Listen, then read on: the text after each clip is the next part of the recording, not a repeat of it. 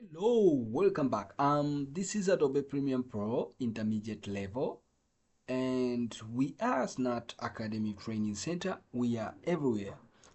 This is the series of the tutorial of Adobe Premiere Pro, and we are in the tutorial number 11.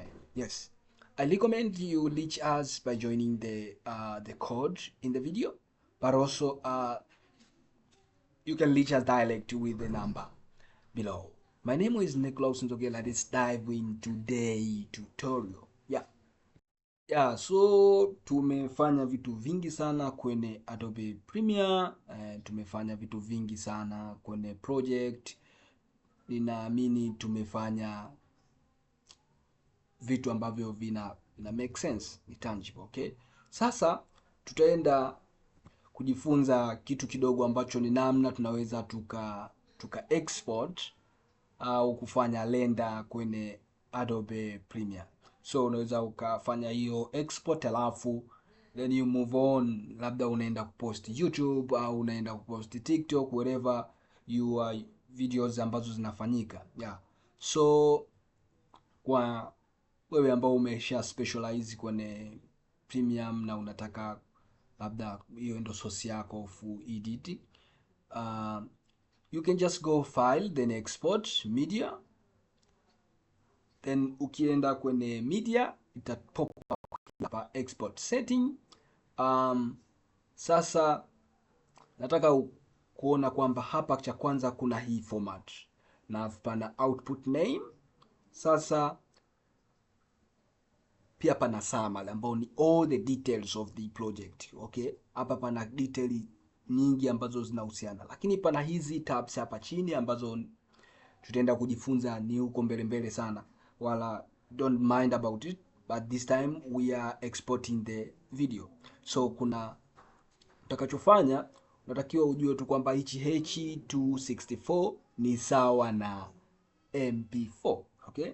Hii H264 ni sawa kabisa na MP4, lakini pana format nyingi ambazo unaweza ukaziseti wewe, okay? Format nyingi unaweza ukaziseti kulingana na wewe unataka useti au export hiyo video yako kivipi. So ni sawa kabisa na MP4, ndio maana unaona kwenye output name kuna hiyo .mp4, that's a file extension, okay? Sasa the next thing, we just click on the output name, and here is where you're going to save your video. Kwa ni wapi unapoenda kusave hizo video zako. Sasa uta select folder lako, then you save, okay? Tayari itakuwa imesha select folder, lakini vile vile imekuwa ishajisave hilo name, hilo jina lake, okay? Sasa nimekwambia hivi tutaviangalia, but right now we are in the video. So if you just want to export audio, uta click audio au multiplex au captions, whatever, but this time we are dealing with the video. So in the option kwenye video unaweza ukaseti vyote, lakini nitaziacha tu kama zilivyo, halafu nita click export. So itatokea hii pop up ya encoding, kwa itakuwa inaendelea kuencode au inafanya rendering. Sasa itaendelea, itatumia muda mrefu kulingana na kazi yako au ukubwa na urefu wa project yako. Sasa I'll just put it in all back, okay? Then imemaliza, okay? So tayari video yetu inakuwa tayari imekuwa exported kwenye ile folder ambayo tayari tumeselect kwamba ile video yetu iwe. So I'll just open, and where I was saving my video, this is my video. You click and drag, you click and play, just play tuione.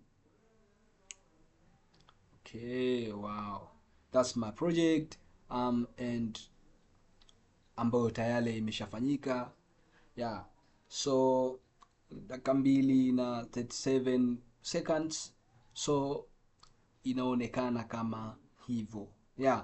So tayari unaweza uka-upload ukaitumia popote ambapo unataka uitumie, okay?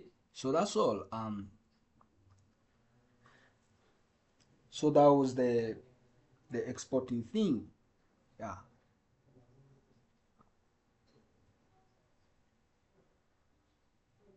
Sasa tuendelee labda kidogo na tutorial yetu customize hii dbone yetu. Sasa labda tufungue faili yoyote hapa, labda ni click hii video yangu hapa, alafu nataka ujue kwamba kwenye hii source panel pamoja na program panel kuna vitu ambavyo viko sawa.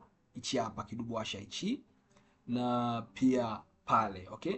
Sasa hivi vitu vitakuruhusu wewe kucustomize baadhi ya vitu kwenye hizi program na source panel zako ambazo unataka kuziona au kuto kuziona. So ukiklik hapo utakuta kuna vitu vingine vimekuwa ticked, lakini kuna vitu vingine havijawa ticked. So kwa mfano labda nikienda moja kwa moja nika bring up labda ruler, okay, nikiklik show ruler utaona ruler imetokea hapo kabisa kwenye program panel yangu, okay. So kitakachokuwa kimepigwa tiki manake kitaonekana, na ruler inakuonesha tu kwamba namna video yako itakapofit kwenye output yako itakuja kuonekanaje. So labda tuangalie kitu kingine. Ukiklik halafu tuchague show guides. Ukiklik guide unaona hamna kitu ambacho kinaonekana, na hii ni wazi kwamba kwenye Adobe Photoshop au InDesign utaona guide lazima uklik alafu ndo uipeleke. Mfano ukiklik hivi ukadrag, then ndo hizi guide zako zitatokea. Labda guide zinakusaidia kuonesha kwamba labda detail zako, maandishi fulani, text fulani nataka kuziweka labda eneo hii. Kwa hiyo unasimama kama guide wakati unafanya design zako. So that's it. Labda utazima tona zimepotea, labda pia nataka niziondoe hizi ruler zangu, okay. Kwa ni hivyo. Then nataka tuonyeshe kitu kingine ambacho ni hii save margins. Sasa save margins inafanya kazi gani? Save margin haitaonekana kwenye output video yako, lakini inakuonyesha kwamba ni vitu gani ambavyo vinawezekana visionekane wakati video yako ina play. So ni inaonyesha sehemu ambayo ni vizuri kwa video kuwa focused na kuonyesha zile detail zako. So hivi vitu havitaonekana katikati output wako, lakini zitakusaidia kuonyesha kwamba wapi ni pa kufocus. Let's just tuizime. Tuongeze labda kitu kingine, tuseme time rule numbers, okay.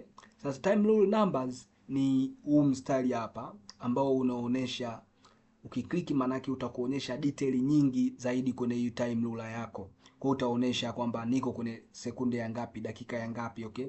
Lakini of course tayari taarifa hiyo ipo hapa, lakini unaweza pia ukatumia hapa kama unataka uione zaidi. Lakini sasa kuna kitu kingine cha mwisho katikati ya tutorial tuangalie, ni hii playback resolution. Na playback resolution ni nini? Ni kuonesha kwamba ndani ya Premium ninatumia nusu ya original resolution ya hii video yake katika kufanya hii shughuli ya kutengeneza hiyo project yangu, lakini nitakapokuja ku export ita-export katika original resolution. So hii inafanya kazi gani? Inakufanya kompyuta yako itumie processor ndogo wakati unafanya shughuli zako. You can even set hiyo robo kabisa kama kompyuta yako processor yake ni ndogo.